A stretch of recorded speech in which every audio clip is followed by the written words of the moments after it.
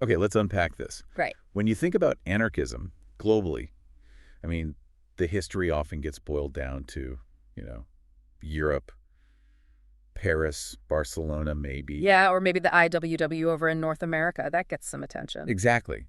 But the really deep and often unique currents in Latin America, well, they usually get stuck in these country-by-country studies. Which makes it hard to see the connections, the bigger picture. Yeah, you lose the sense of a unified continental movement. And that's precisely what we want to dig into today. Our mission, and we're leaning heavily on Angel Capoletti's historical overview here, is to kind of zoom out. Find those common threads. Exactly, the unitary threads. We're looking for the, let's say, the philosophical DNA, the organizational style that let anarchism become such a dominant radical force across really different places: Argentina, Peru, Mexico, Cuba. And what really jumps out right from the start is that this wasn't just, taking an ideology from Europe and dropping it in. Not at all. Capoletti makes a strong point that the movement adapted so deeply, so profoundly, that it actually created organizational forms, practical strategies, praxis that were, and this is a quote, unknown in Europe. Wow. So they were innovating, creating their own solutions. That's it. And if we want to grasp those solutions, the first big thread, the really crucial one, is the absolute dominance of anarcho-syndicalism. And that intense focus on labor struggle. Right. Which is a huge distinction, isn't it? Especially if you're thinking about the U.S. context. Totally. Where you might have figures like Thoreau or Emerson. Right. And this sort of abstract individualism or maybe anti-militarism defining libertarianism. Whereas in Latin America, Capoletti argues, anarchism was almost always revolutionary syndicalism. It was just fundamentally tied to workers' and peasants' organizations. Okay, so what's the prime example of that? Well, the textbook case has to be the Federación Obrera Regional Argentina, the F4RA. 4A. Right. And they were massive, weren't they? Huge. They reached this majoritarian status, pretty much the only dominant union force. But okay, if you get that big, isn't there a risk? How do you avoid the trap that, say, the CNT in Spain or the IWW fell into sometimes, with bureaucracy creeping in? Well, that's where the Latin American model showed its genius, perhaps. FORA's structure was specifically designed to fight hierarchy. How did they do that? Mandatory rotation of delegates, for one.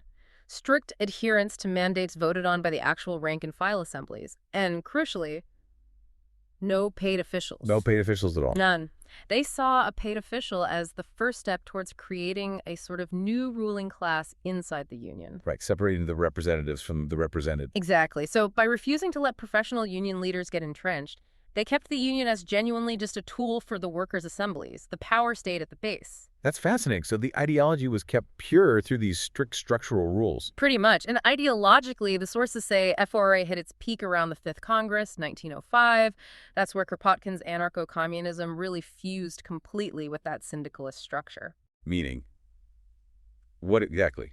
They weren't just after better wages. Well, they did fight for immediate demands, of course, but it was bigger than that. They explicitly saw the union itself as the prefigurative structure, the blueprint for the revolutionary society they wanted to build.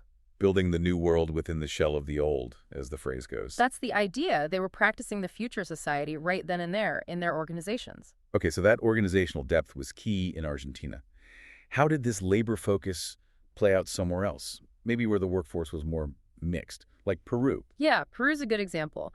In the Lemacliai area, early 20th century, anarcho-syndicalism was also the main radical game in town. And it worked there, too. It did. It appealed to a really diverse group: skilled artisans, dock workers, factory hands, even some rural workers. So more flexible, maybe? They often had to be more pragmatic, yes. Seeking unity sometimes meant moderating certain goals for the immediate class struggle.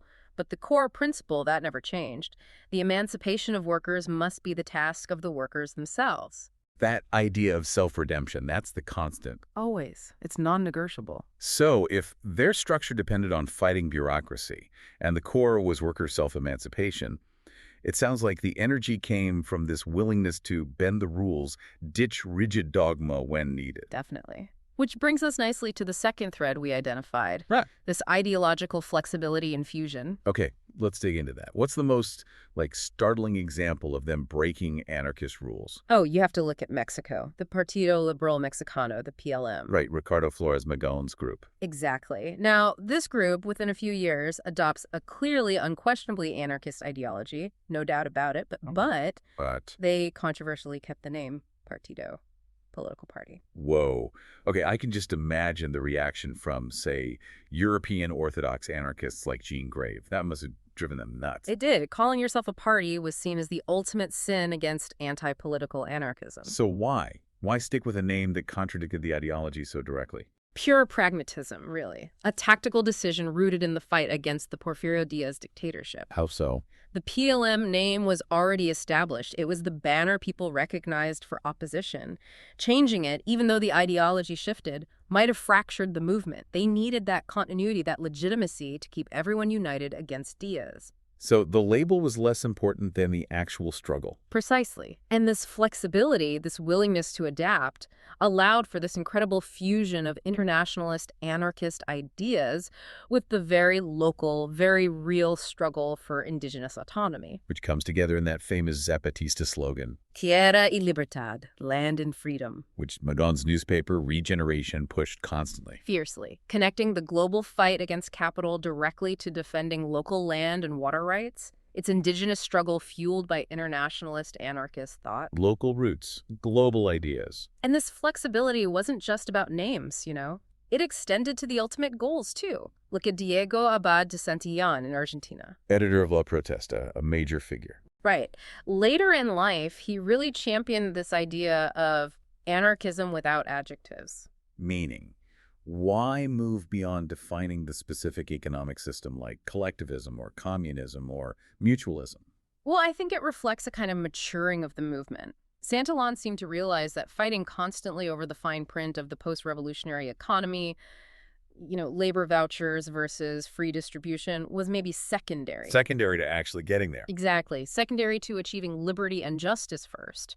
He recognized that different groups, different workers might naturally choose different ways to organize their work and resources once they were free. So prioritize the freedom and self-management and let the specifics get worked out democratically later. That seems to be the idea. Focus on the shared goal of smashing oppression. It was a pragmatic shift, prioritizing practical success over maybe absolute ideological purity on every detail. That makes a lot of sense. Okay, so we have this strong labor focus with anti-bureaucratic structures and this ideological flexibility. That seems to lead naturally to the third thread you identified, cultural praxis and education. Absolutely. This wasn't just politics or union work. It was conceived as a total cultural transformation. A battle for hearts and minds. Completely. And the main tools, the printing press, literature, popular culture, poetry. Poetry, really? Oh, hugely important. In Argentina, for instance, anarchist poets like Alberto Giraldo were massive figures, like cultural celebrities almost. And not writing dense academic stuff. No, quite the opposite. And this was deliberate. Giraldo specifically said he wrote simply so that, quote, those who are in most need of guiding words can understand. Aiming directly at the working class. Directly at the people in the conventillos, the tenement houses. Capoletti mentions the incredible popularity of poets like Evaristo Carriego. His poems, full of revolutionary feeling and everyday sorrow, were apparently memorized and recited widely, including, as the sources put it, by romantic young women in tenement houses. That tells you how deeply these ideas got into the popular consciousness, not through dry theory, but through art people could connect with. And this push for cultural change was feminist from early on, too, wasn't it? Very much so. You see anarchist women being incredibly visible very early. Like who? Well, Virginia Bolton in Rosario, Argentina, she edited La Voz de la Mujer, the woman's voice.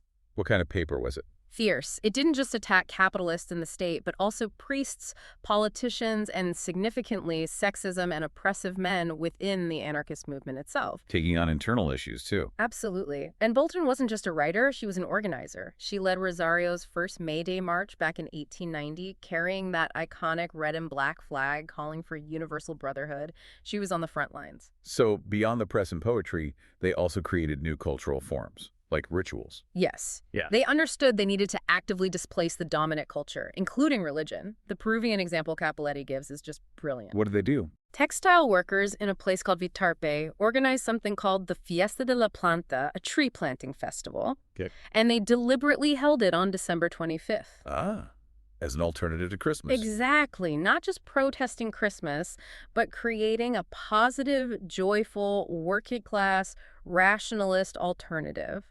A celebration of life and nature to compete directly with the religious holiday. That's clever. And education was part of this cultural front, too. Foundational.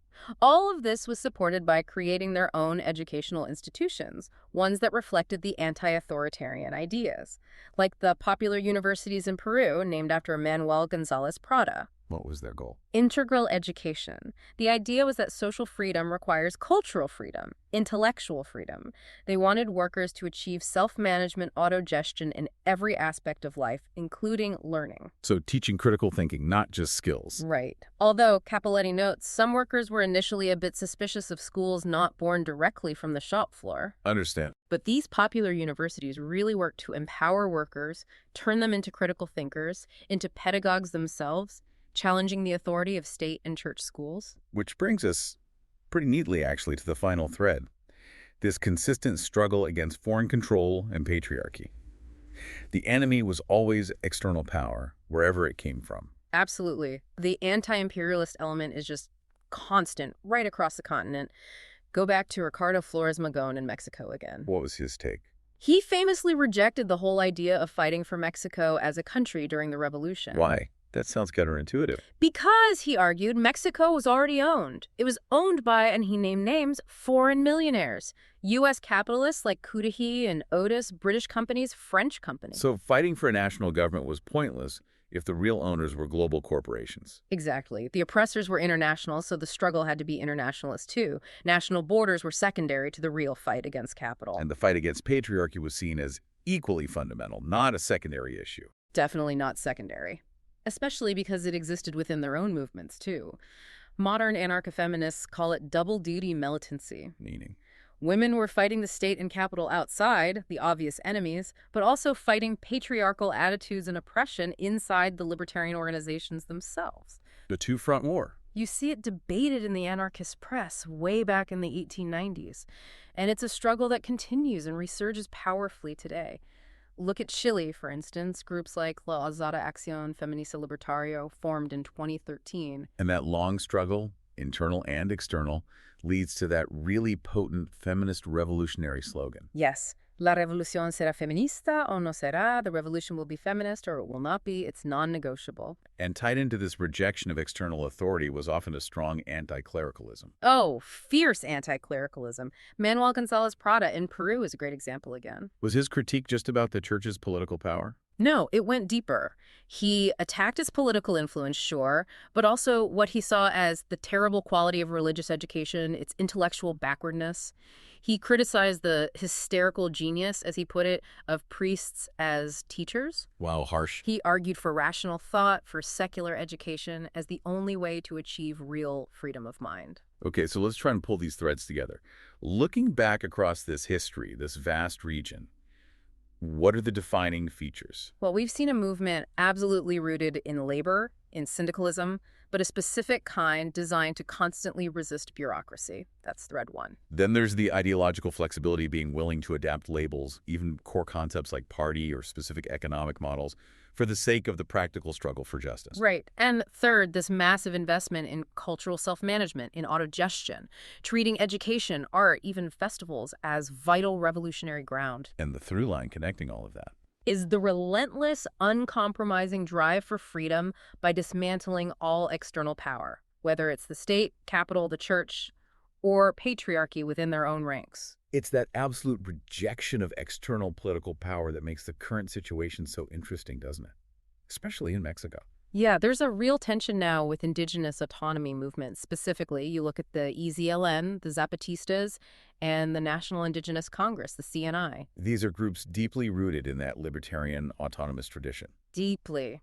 Yet the CNI endorsed putting forward an indigenous government council and even participated in a limited way in the electoral system back in 2018. Which seems like a direct contradiction to that historical rejection of the state. It's the paradox. The CNI explicitly says they don't want to administer power in the traditional sense. They want to dismantle it from below, but they use language like needing to govern this country. So here's the provocative thought for you listening.